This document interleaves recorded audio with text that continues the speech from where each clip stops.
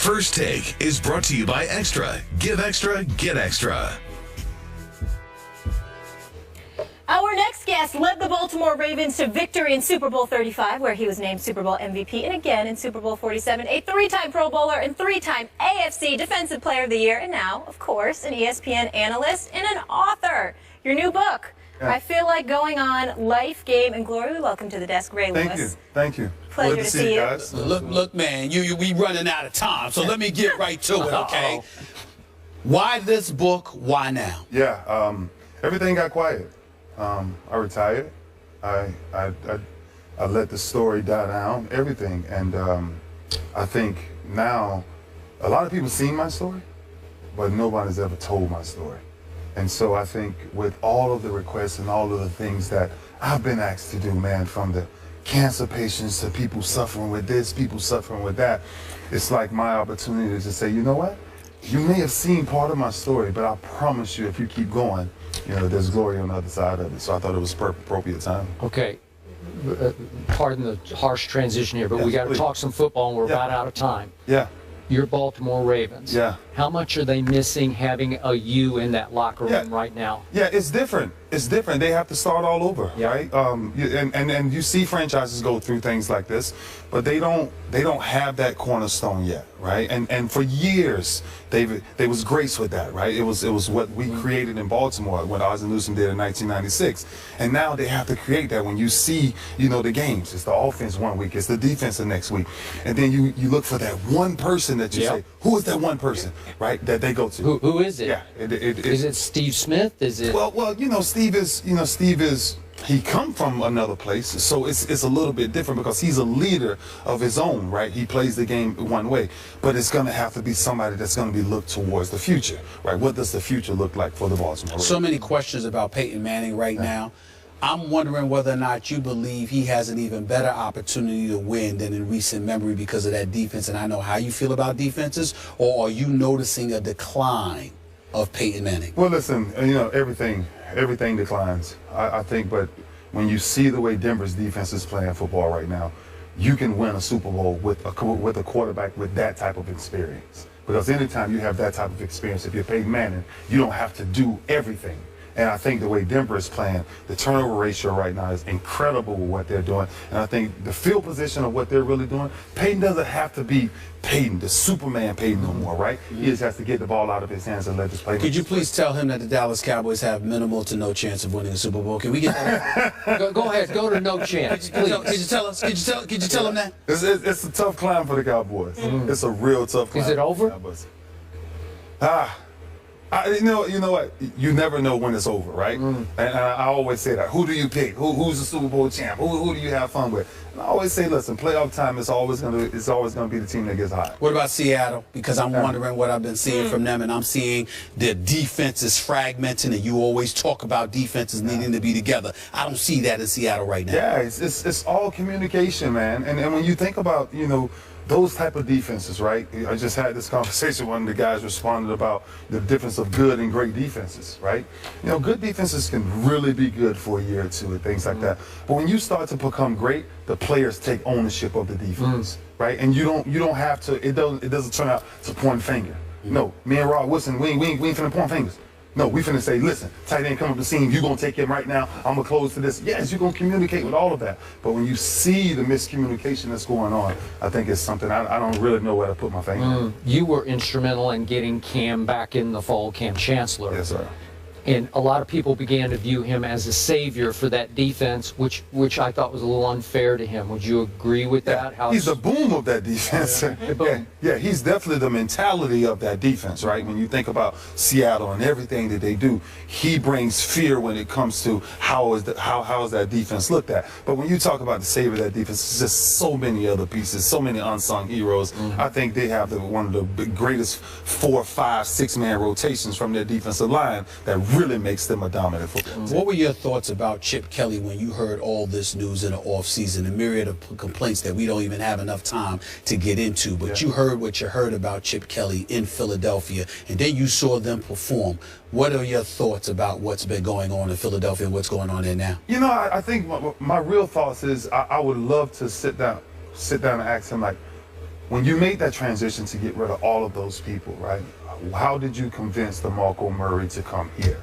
How did you convince someone to go That's a good from question. that style of running north and south to now east and west? Because I think Philly doesn't move without DeMarco Murray. And I think, you know, Sam Bradford, I don't know if he's ever that guy, right? We don't know. He calls him Sam Badford. Yeah. Well, that's what he was the other night. Yeah, and so I just think it's an identity, right? When you release all of those people who were Philly, you know, picked, and now you bring in a bunch of journeymen here, there, add them in. I don't think that formula works. Just last quick question, Yeah. quick answer. Do you still believe that Tom Brady cheated and lied about it? I tell you what I do believe is I believe that there's certain things that New England, no matter what they do, they will never be able to get over. You know, because it's factual enough, right? You're There's going enough. back in the Yeah, past? all the way back, all the way back, And and the history of who we are, right, as players, coming all the way. Tuck rule, Spygate. All of it. All of it, and that's forever throughout his career. He can say what he wants to say. They can say what they want to say, but he will always follow them. Okay. 13-time Pro Bowler. When you have as many accolades as you do, it's hard to mess him up. I apologize. Yeah. You know, the beauty of it, too, is that this is my brother right here, so Yeah. it's good to see him. And as big as he is, Yeah. it's nice to know he never want to hit me. He want to protect me. Ray, thank you so much. This is in stores now. You can pick it up. I feel like going on. I can't wait to read it. Appreciate you. Absolutely. Thank Have a you, fun guys. day here. Yes, All right. ma'am. We'll see you. Do so much for the Chicago Cubs. Swing and a fly ball, well hit left center. That one way back there. That one is gone. He just reached out and poked it. And the Cubs are done. Swing and a ball driven in the air center field. That's well hit. That one on its way, and that one is into the bleachers and gone. Hasta la vista, baby. The right-hander kicks and fires. Right there, got him looking, and that is the ball game. M-E-T-S, Mets. That's for you, Jeff. See what I have to put up with. DeGrom-ination. Jacob DeGrom threw 7 strong innings. Daniel Murphy homered in his 5th straight postseason game, and the Mets took a 3-0 lead in the NLCS after a 5-2 win last night. The only team in MLB history to come back from a 3-0 deficit is the 2004 Red Sox. Stephen I remember A. that. Smith. I remember that. Is Who was this- Wait, they came back on the Yankees? Was that right? Yeah, they did. Okay, go ahead. That might His be the former worst. team. Yeah, That might be my worst moment I would in imagine. sports ever. Yeah. Really? Ever. It broke my heart. Okay. I was depressed for weeks after that. I really, really was. But let me say this. You don't need to ask the question. We all know what the obvious question is. Is the series over? Is the series over? Of course it's over. The Cubs are about to get swept. Now, I do understand. I told you this yesterday. Get Now, I the room. understand that listen, they got a shot against Mats because of the quadruple boys with Mats. Obviously, he's not DeGrom, he's not Syndergaard, he's not Harvey, but he's pretty damn good. I think he could shut it out. I think that the Cubs' last chance was last night. It was windy, it was raining, it was cold. Obviously, they didn't have Al Roker over here. Well, they didn't have Arrieta pitching for them, even though he got smacked around a little bit by the New York Mets. In the end, you have to concede, Skip Bayless, that the New York Mets just happen to be a very good baseball team right now. I'm saying basketball, football, That's okay, baseball. we covered it all. Here's the deal.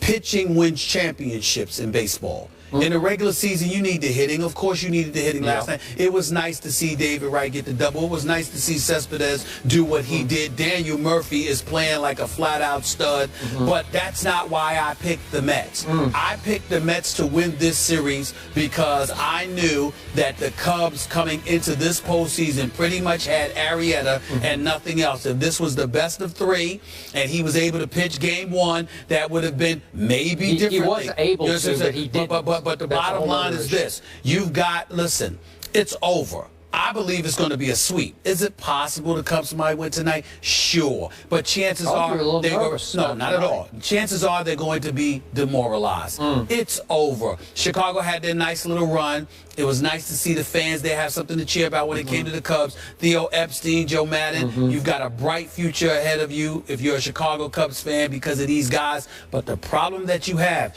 is that the Mets are going to be waiting. They don't have an ace. They've got 3 legitimate aces in their rotation, and Mats is a great number 2 or 3. So I'm just Or looking 4. at Or 4. Yeah. So I'm just essentially just looking at it and I'm saying you have no chance whatsoever. It was beautiful to watch. I appreciate you jumping on the parade, putting on your Cubs pom-poms. I love the But Cubs. it will come to a screeching halt officially. The Cubs are about to get swept. The New York Mets will be going to the World Series. And I say the Cubs have yet another New York team right where they want it. Oh, really? Down 0-3 with a chance to make history. How could it be better written than this? This is perfect. Storybook. And yet, I've got to ask you. You don't even believe that. I do believe it because what I got to question you about, Mr. Baseball expert that you suddenly are. Yeah, between Jeff and my dad, I'm good. I'm what, good. What is completely shameful to me is I've known a whole lot of New York Yankee fans in my time, and all of those self-respecting Yankee fans, there is no way they could even utter the name Mets on national TV. Yeah. They just couldn't even May I answer speak that? it. May I answer that for And you? you are cheerleading for the Mets. May I answer that for you? Dan, May I will answer you? that for you? Dan, Wow. Cool out, Miss Connecticut. With no team. Chill out, relax, wait. Here's the deal. It's really, really nice that you would bring that up, Skip Bayless, because most fans are not as forward-thinking as I am. Oh. They are caught up in the moment, and they're very frustrated. I must admit, it was nauseating to see Alex Rodriguez smiling ear to ear after the way he performed in yet another postseason, breaking the screen, throwing a football at Jay Glazer. That's about how he threw in the field during the season, especially the postseason, but that's another subject for a different matter. And I love me some Mark Teixeira. It was great seeing him here with Mike and Mike. But damn it, I'm tired of seeing him smiling in the postseason when he's always hurt when we need him most. And I love Mark Teixeira, but damn it, I needed you out in the field. Having said all of that, let me say this. I am a forward thinker. And to the Yankee fans out there, I am one of you. I'm diehard. I have not betrayed. Daddy, I have not betrayed you. I am still diehard Yankees. Here's the deal. What is the ultimate source of inspiration for the New York Yankees? If you have a scintilla of Steinbrenner, meaning George Steinbrenner, the late George Steinbrenner, the former owner for the New York Yankees, God rest that wonderful man's soul. Here is the deal. What is the ultimate source of motivation? If the New York Mets win, it will prioritize and elevate the level of urgency for the New York Yankees. You're rooting actually for your Yankees. Absolutely. Absolutely. Anybody that knows, you can say whatever you want. You can pretend all you want to. You know how I feel about my Yankees. The bottom line is this. We don't have the farm system that the Mets have. Sandy Alderson has done a fabulous job in the whole aftermath of the Bernie Madoff scandal with the Will Ponds. But in the end, the New York Yankees, damn it, I'll admit it publicly. If we got to buy a championship, be my guest. Open the bank book, pay the dollars, get who you need to get so we can stop this travesty of the Mets being the representatives of New York more than the New York Yankees. If that means the Mets having to win the World Series to get that done, I'm all for it. Ain't no shame in my game. Ain't no shame in my game. My man Jeff knows that too. I don't care. I don't care. Whatever it takes. As the late, great former Mets manager Yogi Berra once said, it ain't over until it's over. It's completely over. I promise you. I promise you the Mets will not depart Chicago without the National League pennant. It is over. Yes. Y'all can sit up there, Chicago. Love y'all. Great sports town. Sayonara. Turn out the lights. Oh, gosh. More the first party's take after over. the That's break. Don Merritt. They say We're not that done yet. all